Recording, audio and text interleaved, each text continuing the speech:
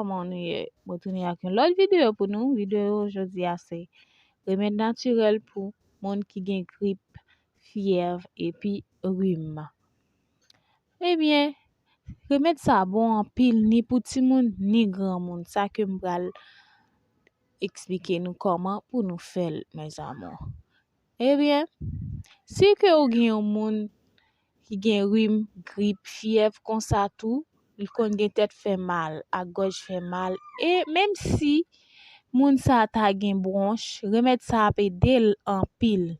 Mais qui ça wap besoin? Wap besoin oignon, violette, sirop miel, citron, orange, sucre ak yon ti bicarbonate. Wap rache oignon violette la, partikal, mettez-le dans yon ti bol ou bien bocal. Le ou fin rachel, prije yo yon grain citron ak tout zes la dan.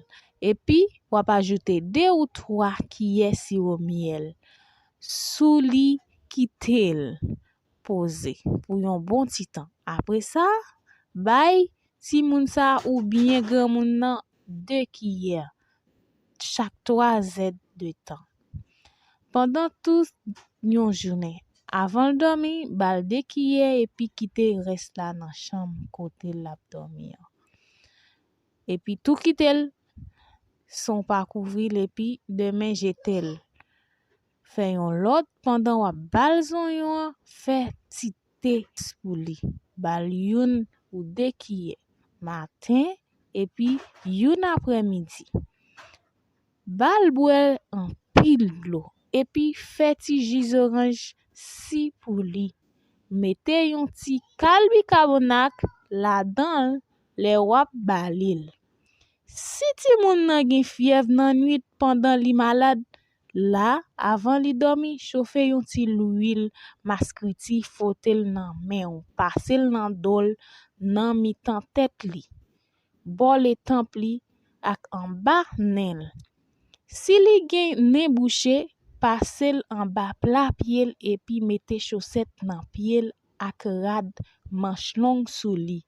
Après yon 2 heures temps faut kou lever pour changer radio sou li parce que y a mouillé. Les fièvres la fin tomber. Eh bien, remède ça c'est pour ti moun à partir 2 ans et demi, pas bay ti moun nan bagay glacé ou bien l'autre remède pendant ou fait remède naturel ça pour li. Ou ka bay yon ti Tylenol bébé si ou suspect li gen ti douleur. Al wè docteur ak ti moun nan.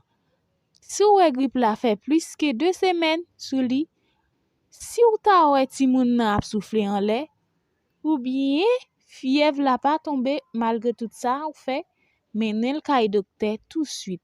Pas oublier, partager et abonner pour plus moun ka jwenn remède ça pour ka aider l'autre. Bye bye. N'a prenant yon l'autre vidéo. Merci.